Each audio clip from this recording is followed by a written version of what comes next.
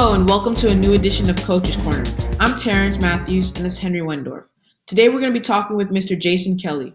Mr. Kelly is an athletic director for communications here at Harvard Wesley, and today we'd like to thank Mr. Kelly for joining us. Hello, Mr. Kelly. Did you ever play sports? Yes, I'm originally from England, so the passion of England is football, as we call it, soccer. And I played all the way from a very young age, all the way through college, and then after college, got into coaching. Nice. Do you think your experience as an athlete helped you as an athletic director? I think the first thing it did was it gave me the passion for sports, and it gave me a passion for the kind of things and opportunities that it can do for student athletes. I definitely saw the value of how my sport helped me get into college and the wonderful experiences I had with that. So I definitely wanted to pass on those opportunities to other young people. And I think I've spent my career at this point is really encouraging people to get full value from sports. And if I can help them in any way, then I've really achieved my goal. That's the most satisfying part of my job, is helping other young athletes have the kind of experiences that I did as well. Now, Mr. Kelly, there's one question that's on everybody's mind nowadays. How long until athletic comes back? Well, the exciting news is that we're pretty much back. We are actually beginning full competition tomorrow. It's super exciting that the announcements from the state and the county and CIF have allowed us to go from skill and conditioning into full competition. And, we're starting our slate. We've actually already had a cross-country meet, and we've got a second cross-country meet this weekend. So we've already had one cross-country meet last weekend. And we've got cross-country. We've got a baseball summer league game, winter league game going on. We've got water polo going on tomorrow. So we're just really excited about, getting back on the field, get back on the court, and we couldn't be more enthusiastic about the restart. That's great news. Now, will there be any sort of reclassing done for seniors who've missed so much of their season?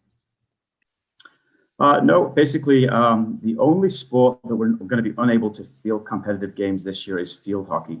With the way that the CIF set up their schedule into 2 seasons rather than 3, they put specific dates on sports about when they could start and when they could end. Unfortunately for field hockey, that time has passed and their season is over. But for almost every other sport that was in season 1, there is time to get a number of games in. So unfortunately for the seniors in field hockey, they did miss their season this year. But for every other senior on campus, they are going to experience some kind of competitive play in the near future. The only caveat to that right now is that we have permission only for outdoor sports. At the moment, we do not have permission for indoor activity to happen. So we're still waiting to see how the numbers will go down in terms of the COVID numbers in the state and the county. And we're hoping for some good news in the near future that will allow indoor competition as well. So fingers crossed for that. Nice.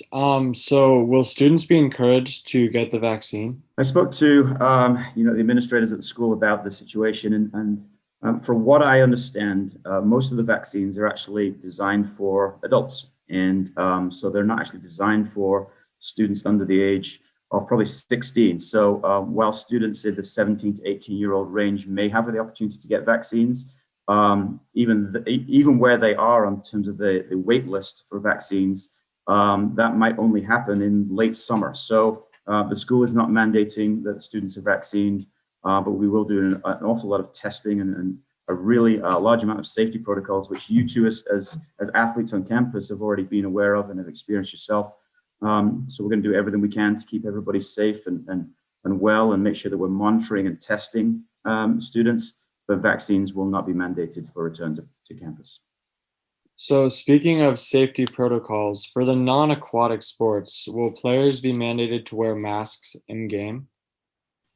So the protocols will require us to have masks in certain situations. So when you're coming to the game from your car onto the field, when you are on the sidelines, all coaches and athletes will be wearing their masks at whatever time possible. But when you're on the field, in the pool, running, masks are not mandated. At that point, it becomes purely voluntary when you're actually physically playing the game. But as you come onto the sideline, masks will go back on, social distancing will occur, and we'll do everything in our power to use our protocols to keep our community safe. And I think that you've seen it practice right now. We're still mandating that students are wearing masks at practice, because again, we're just doing everything we can to the highest standards to make sure that we're being safe and well for everybody. Absolutely. Now, in your own opinion, how prepared are the athletes for their season? And has there been any sort of sport that's specifically doing a great job of preparing during this pandemic? I'm actually going to throw that back to you guys, and we'll have a discussion about this.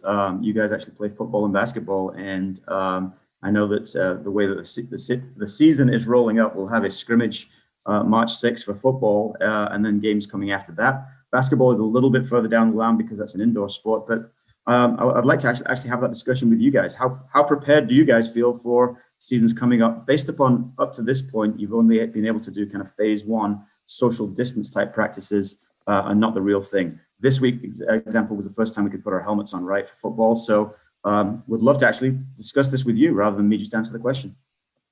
Yeah, for football, I definitely think we're becoming well prepared. We definitely have to jam a lot of stuff into a very short amount of time, but I think we're using the time of our practices efficiently. We're practicing like 6 days a week now. So there's a lot, but I think we're going to be well prepared. I think we're putting on pads today as well, so I think we'll have enough time to get acclimated for when we're tackling in season. And Henry, you've actually done a lot of conditioning throughout the year. You've been on campus quite a lot. There's been some phases where when the numbers really spiked, we had to shut down again, but you actually have been doing skill and conditioning for quite some time for football. Is that correct? That is correct. Yeah, we were doing a lot of practice and stuff up until December is when it got shut down, and then we've been doing Zoom workouts intermediately through like a 2-month period, and then we just started up on Monday. And I think the good thing for football players is that everybody's in the same boat, right? So everybody will have a lot less of the actual physical training and use of helmets and pads at practice. We're all in the same boat. So I think that, there's going to be some mistakes made, right, in our first few games while people are just getting used to playing again and wearing the pads and helmets. But, each school is in the same position. So I'm pretty confident that our coaches will do a really great job for our football players to make them sure they're safe and ready to play the game. And I know, Terrence, you've been working out with basketball quite rigorously for quite some time now. Correct. We've been doing really intense workouts for these past couple months actually, and we've been playing safe. We've all been wearing our masks, and it has been sort of a challenge at first with the conditioning with the masks on, but we've all managed to become much better, like physically through it. So. And because there's been no contact, because we've been using phase one protocols, it's been very skill centric, right? Do you feel that you've benefited from probably some extra time on skills rather than actually playing a version of the game? Has that been at all helpful for you? Right, absolutely. I feel like my skills have definitely developed through the Harvard Westlake basketball practices this so far. And so I really think that when season comes together, we'll all be at a certain level that we'll be able to execute much better. Yeah, I've really seen the teams that have been on campus really working hard on their skills and conditioning. Nothing quite replicates games though, right? So game sharpness is the thing that I think our student athletes who are just entering competition now, their game sharpness is going to be the thing that takes a little bit of time to get back into that rhythm. So it's going to be really interesting watching our teams perform in the next upcoming weeks. But I think that we talk about the athletic administration is that for us, the most important thing is that we're back on the field, back on the court. We're socializing with each other again. I know that coaches and athletes, the second they step over that line, are going to want to win games. And of course, we're going to encourage that. But our focus, to be honest, as athletic administrators is not going to be, we're not going to be judging our students and our coaches on wins and losses this year. We're just excited to get people back on the field, on the court. The social, physical, mental aspect and the positivity that is going to happen with that, along with the safety protocols that we'll have in place. For us, that is the absolute most important thing. So we just can't wait to see you guys. It doesn't matter how well people are playing for us. It's just great that we're back together and getting to compete again. We appreciate that effort. But speaking of people on the field, will there be any fans or other spectators allowed to come to the games? At the first phase, we're actually going to say no fans, no spectators. And again, just taking the highest amount of safety protocols in mind, we're going to keep spectators away from our initial contests. We're going to constantly review that. The numbers for COVID cases comes out every Tuesday. We along with CIF and our league are going to be constantly monitoring those numbers and the effect of the pandemic on our local community. And we're going to continue to make the safest possible decisions for competition and spectating as we can. And so while I'm saying that there's no spectators initially, we're definitely going to be reviewing those situations and presenting that to our school board and our administrators. And we have to make sure that everybody feels comfortable before we take those next steps. Each step is important, and the safety is the most important thing. So while I'm saying no right now, I'm saying that it's a fluid system and we'll see how it goes with the numbers. I think that you as broadcast students will be critical to this, is that we're going to try and live stream as many games as we can initially. And again, while we won't be able to have student commentators in the first few games, again, as the numbers come out and hopefully the cases go down, we'll be able to welcome broadcast students back and have them engaged in the broadcast as well. But the most important thing at first is just to get the live streams available for our spectators, and hopefully everybody can see our students performing, and that's what we're going to do for the first phase. Nice. So can you give us any update on the River Park project, and can you tell us a little on how it will change the student athlete's life at Harvard Wesley? Yeah, the River Park project is obviously very, very exciting, and I know that again our school administrators are regularly giving updates to our community, our alumni, our neighbors, our students, our parents, and obviously we're very excited by the progress and potential of River Park. I think it could have a huge impact on our community. I think that having multiple fields available, multiple gymnasiums, a really good amount of tennis courts, beautiful swimming pool, all of those things will provide us with world-class facilities for sure. And obviously, we already have very, very good facilities, and they will be upgraded again with River Park. For us, one of the really important things is that our student life, our student experience is going to be enhanced.